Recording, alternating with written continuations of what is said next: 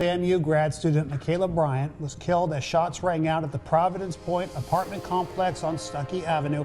Madison Glazer and live at TPD tonight for us with the latest on this investigation. Madison. Police are not releasing any details at this time. Right now, they're only saying that they're following up on interviews and finishing up on their prospective leads.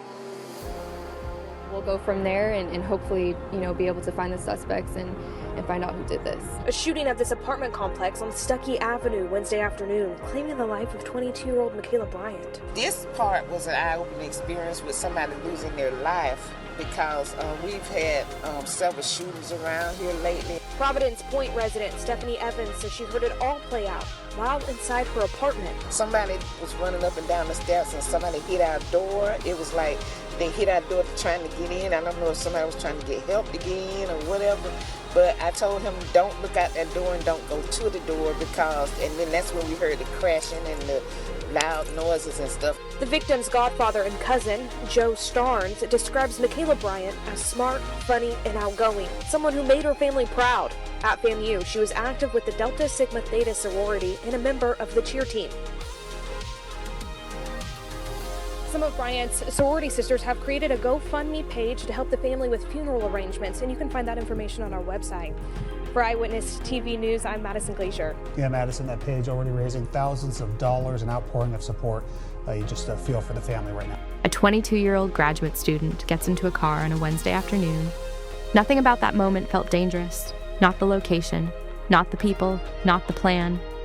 But within minutes, she was fighting for her life in a parking lot. And by that evening, she was gone. All because of one decision: Tallahassee, Florida. On the surface, it looks like any college town. Students everywhere, energy in the air, football weekends, life moving fast. But beneath that, the city has struggled with violence for years. And in 2022, that reality was becoming harder to ignore. Still, none of that felt personal to Michaela Bryant, because her life was moving in a completely different direction. Michaela, known as MK, was born in Chicago in 1999. When she arrived at Florida A&M University in 2017, she didn't fade into the background. She stood out, not because she demanded attention, but because of how focused she was. She joined the cheer team and quickly became a leader. By 2019, she was cheer captain. By 2020, she graduated magna cum laude with a degree in criminal justice, and she didn't stop there.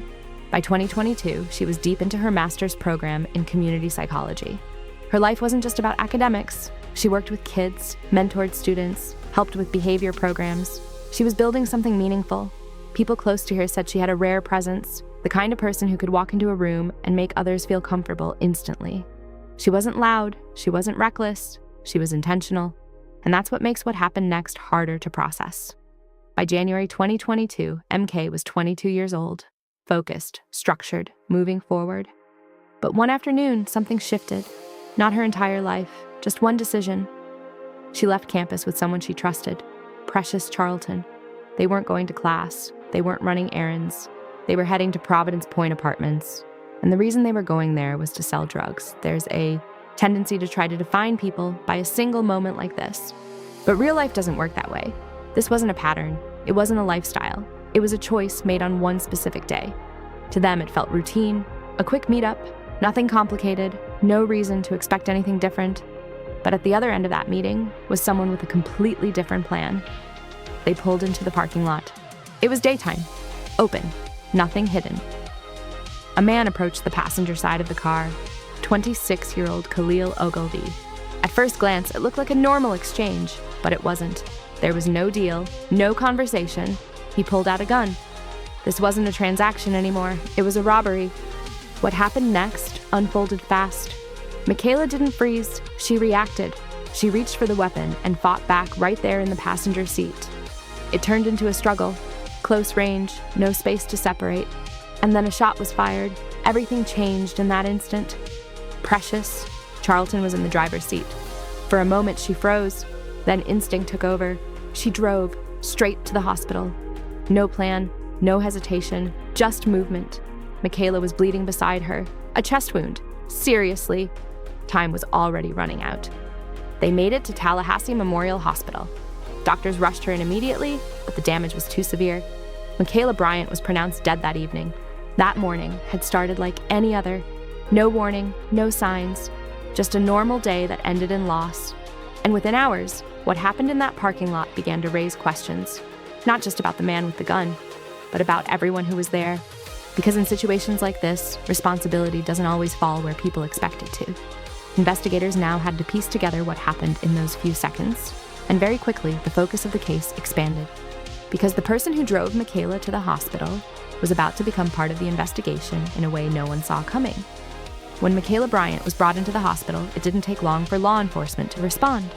A homicide investigation began almost immediately. Officers secured the parking lot at Providence Point Apartments. They spoke to witnesses, collected evidence, reviewed surveillance. At first, details were limited.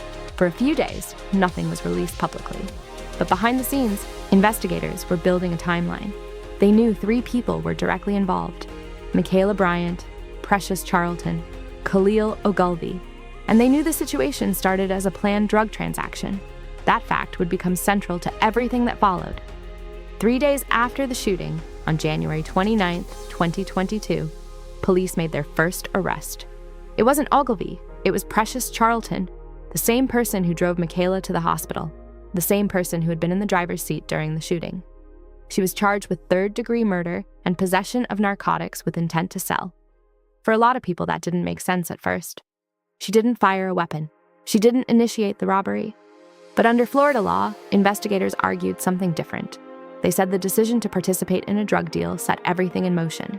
And because that decision led to a death, everyone involved could be held legally responsible. 2 days later, on January 31, police arrested Khalil Ogilvie. He was charged with murder. The man who approached the car with a gun was now in custody. At that point, the case seemed clear, but it wasn't. Because what actually happened during those few seconds in the car was still being debated. Investigators gathered witness statements. One person reported seeing part of the interaction from an apartment window. Police also documented the physical evidence from the scene. And then there was the 911 call. Precious Charlton had called for help while driving to the hospital. That call would later be played in court. As the case moved forward, 2 different versions of events began to take shape. The prosecution's position was direct. They argued that Khalil Ogilvie arrived at the scene intending to commit a robbery. He introduced a firearm, he created the situation, and because of that, he was responsible for Michaela's death. The defense told a different story. They claimed the situation escalated unexpectedly. They argued that the gun discharged accidentally during a struggle. According to them, there was no plan to kill anyone, just a chaotic moment that ended in tragedy. And in the middle of those arguments was one key question: when exactly did the gun go off? Because the answer to that question could change everything. Precious Charlton testified that she heard the gunshot before she drove away. The defense suggested something else. They claimed the weapon discharged as the car was moving. That detail became one of the most contested points in the entire case. Transition. As months passed, the legal process moved slowly. Charges were reviewed, evidence was examined, and eventually the case reached another turning point, because not every charge would hold, and not every person involved would face the same outcome.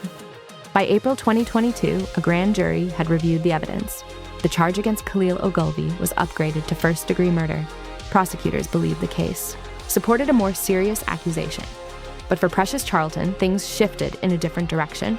Later that year, the murder charge against her was dropped. Investigators determined that the evidence did not support holding her responsible for the killing itself. She pleaded guilty to drug-related charges and received probation. That decision narrowed the focus of the case. Today, Khalil Ogilvie was sentenced to 20 years in the death of a FAMU student and cheerleader, Michaela Bryant. Bryant was shot and killed in 2022 in what officers called a botched drug deal. Ogilvie was found guilty of manslaughter in February of this year. A jury convicted him of the lesser charge instead of the first-degree murder charge prosecutors pushed for. Ogilvie took the stand in the trial, claiming the gun went off by accident as he wrestled with Bryant over the gun. Now everything centered on Ogilvie, but the trial didn't happen right away. It took 2 years. In January 2024, the case finally went to trial. Prosecutors presented their argument clearly. They said Ogilvie came to the apartment complex with a plan to rob. He brought a gun, he approached the car, and his actions directly led to Michaela Bryant's death. The defense maintained their position. They said the situation was unplanned, that it escalated quickly, that the gun went off during a struggle. They argued there was no intent to kill, Witnesses testified, evidence was presented, and then the jury had to decide. On February 1st, 2024, the verdict came back. Not guilty of first-degree murder, guilty of manslaughter. The jury determined that Ogilvy caused Michaela's death, but they were not convinced it was premeditated. On April 15th, 2024, he was sentenced to 20 years in prison. For Michaela's family and friends, the outcome didn't change the loss. A sentence doesn't replace a life. It doesn't restore the future that was taken. Michaela Bryant was 22 years old. She was building something meaningful. She was helping others. She was moving forward, and in a matter of seconds, that future was gone. Her community chose to remember her in a different way. A scholarship was created in her name, something that continues what she started, helping others move forward. Because even though her life was cut short, the impact she left didn't end with her. At FAMU's Charles Winterwood Theater for a vigil to pay tribute to their fallen rattler, Michaela Bryant. The vigil gave her friends and family one last chance to say their goodbyes. Our Brandon Spencer has the story. A theater almost at capacity for 22-year-old Michaela Bryant. Her close friends and sorority sisters describing what she was like. To know MK, even for a day, an hour, a minute, was to have love for a lifetime. She was just a beacon of joy, of light, of happiness, a ray of sunshine, a breath of fresh air. She was spontaneous, she was energetic, she was a leader, and everything she did it with so much passion and integrity. From faculty, friends, and members of the multiple organizations Bryant was a part of, all came together to give their condolences as they say she touched their lives in such positive ways. Every person that she came across, whether it be, like in passing or whether it be like an intimate setting, they understood like she was somebody to respect, she was somebody to love, and she was somebody that you could always count on. Dozens showing support to some of the Bryant family in attendance, with President Larry Robinson echoing the sentiment of loss. And I consider all of these students, part of the family. I see them as my home, so this hurt me as well. I'm pretty sure there's a deeper sense of loss for her family and friends. For a young woman so loved and inspiring to so many, saying she would be missed is an understatement.